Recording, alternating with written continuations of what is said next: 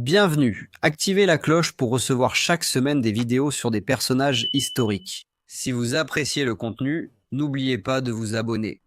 L'histoire du dernier Berserker se déroule à la toute fin de l'ère viking. De nombreuses légendes sur les Berserkers vikings ont traversé les âges, mais le guerrier à la hache solitaire de Stamford Bridge fut le dernier. Avant de plonger dans ce récit, nous devons d'abord comprendre les événements qui ont mené à la dernière résistance. Nous sommes en 1066 et la mort du roi Édouard le Confesseur a déclenché une lutte de succession. Plusieurs prétendants à la couronne d'Angleterre se sont alors manifestés. Parmi ces prétendants figurait Harold Godwinson, qui était devenu un puissant comte après la mort de son père, Godwin de Wessex, alors que le roi Édouard le Confesseur était décédé sans héritier. Il revenait aux Wheaton de choisir un roi, et ils ont choisi Harold Godwinson. Harold avait un frère appelé Tostig Godwinson, qui était le comte de Northumbrie, mais Tostig aurait des difficultés à gouverner la région. Il n'a jamais été apprécié par la classe dirigeante de Northumbrie. Il a même assassiné plusieurs membres des familles dirigeantes de Northumbrie. Il venait du sud de l'Angleterre, dont la culture différait nettement de celle du nord. Finalement, les Thanes d'York se sont rebellés contre le règne de Tostig et ont tué tous ses officiers et partisans.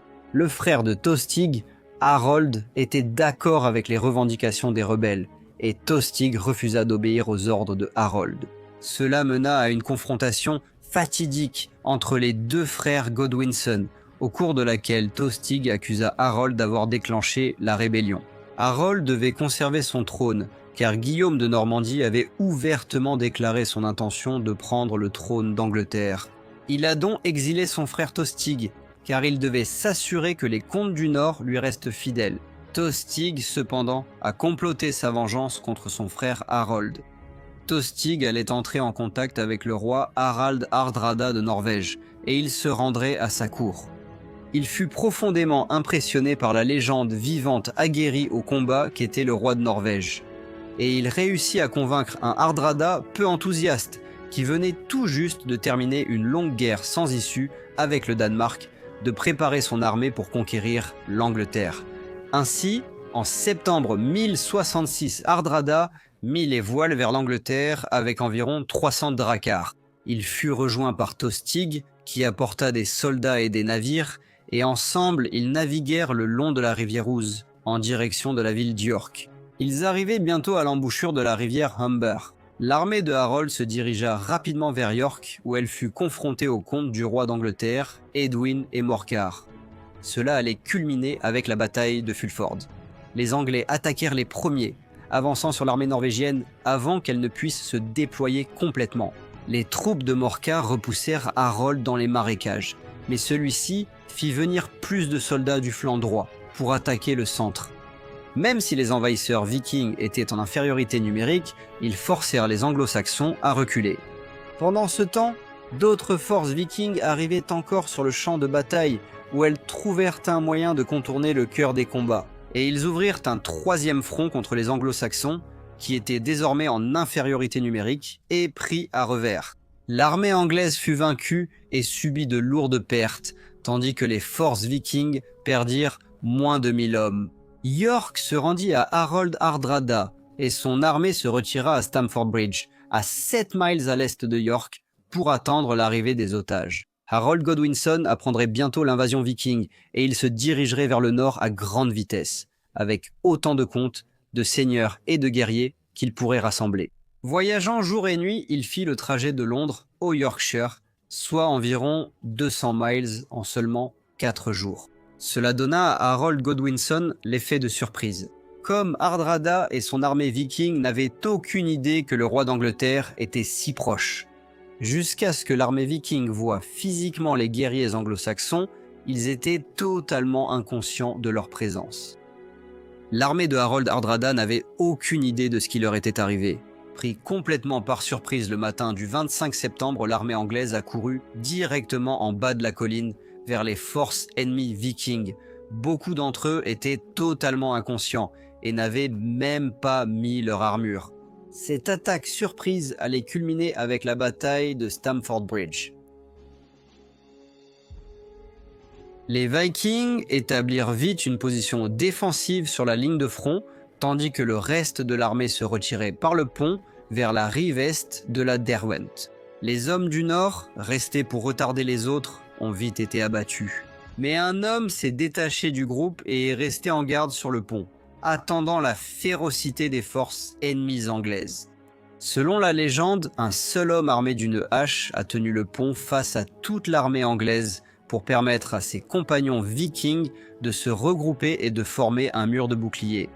On dit qu'il était un berserker viking, ayant traversé le processus par lequel il a abandonné son humanité en se liant au monde sauvage.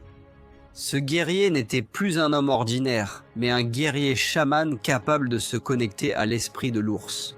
De cette façon, l'esprit lui donnait sa force et sa férocité, permettant au berserker de dépasser les limites de l'humanité et de combattre avec une fureur quasi trans. Et c'est ce qu'il fit. Comme le pont était étroit, peu de soldats pouvaient passer, ce qui permettait au berserker de se battre de toutes ses forces. En embrassant sa rage, sa compétence ainsi que sa force et sa résistance surnaturelle, les Anglais s'avançaient vers le berserker viking seulement pour être accueillis par une mort rapide. Le Norrois brandissait sa grande hache à deux mains et la balançait sauvagement, tuant tous les hommes sur son passage. Mais alors qu'un Anglais mourait, un autre courait sur son cadavre et affrontait le berserker. Au final, 40 guerriers anglo-saxons furent tués sur le pont. Aucun d'entre eux n'était à la hauteur du berserker solitaire. Finalement, un soldat anglais courageux s'est glissé sous le guerrier viking dans un demi-tonneau et a poignardé le berserker à l'aine, le mettant à genoux, permettant ainsi aux Anglais de tuer le guerrier légendaire. Mais comment ce guerrier sans nom a-t-il eu la force et la résilience pour tuer 40 adversaires l'attaquant simultanément? Une explication serait qu'il était dans l'état de berserker, incarnant l'esprit de l'ours, adoptant sa force et sa sauvagerie. Le berserker mourait parce que le corps humain était poussé au-delà de ses limites physiques en termes de perte de sang et de fatigue.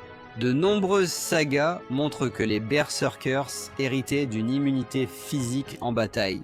De nombreux récits racontent qu'aucune arme ne pouvait les blesser et qu'ils n'étaient atteints ni par le feu ni par le fer. Cela explique le concept d'immunité, car lorsqu'il est en état de berserker, le guerrier chaman peut recevoir des blessures. Mais en raison de la nature sauvage de l'esprit qu'il incarne, il ne prêtait aucune attention à leurs blessures avant d'être sorti de l'état de berserker. Selon la chronique anglo-saxonne, c'est ce qui s'est passé pendant la bataille. Les hommes du Nord ont fui devant les Anglais. Il y avait là un Norvégien qui a résisté au peuple anglais afin qu'il ne puisse pas traverser le pont ni obtenir la victoire. Alors un Anglais a lancé une javeline sur lui, mais sans succès, puis un autre est venu sous le pont et l'a transpercé terriblement de l'intérieur, sous la côte de maille. Alors Harold, roi des Anglais, est arrivé sur le pont et a avancé avec ses hommes. Et là, il a fait un grand massacre des Norvégiens.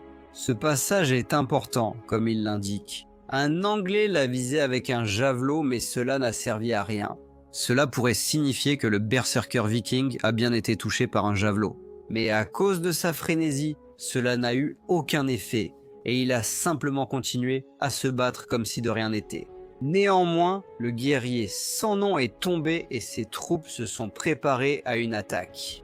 Harald Hardrada, ayant plus d'expérience de la guerre que n'importe quel autre homme sur le champ de bataille, s'est jeté au cœur des combats. Le vétéran de 50 ans saisit son épée à deux mains et, sans armure, se précipita dans l'armée anglaise. La mort n'était pas dans ses pensées, car il l'avait déjà affrontée de nombreuses fois, et il combattait sans aucune peur. Mais le destin agit de façon mystérieuse. Harold Hardrada, le guerrier le plus accompli présent, fut frappé à la gorge par une flèche, et là, à Stamford Bridge, il se vida de son sang et mourut. Le frère de Harold Godwinson, Tostig, fut également tué lors de la bataille. Et ainsi, l'ère des Vikings prit fin. L'Angleterre n'était plus menacée par des invasions vikings, car le dernier grand roi viking, Harald Hardrada, était mort sur le sol anglais.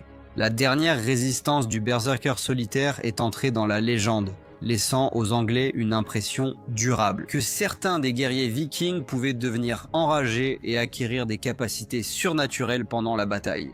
Malheureusement, le nom du berserker viking s'est perdu avec le temps, mais nous nous souvenons encore de son acte héroïque. Si vous voulez en savoir plus sur les berserkers et les guerriers Ulfednar en détail, veuillez consulter mes autres vidéos à leur sujet. Si vous avez aimé la vidéo, likez, abonnez-vous, partagez et à très vite pour un nouvel épisode de History Profiles.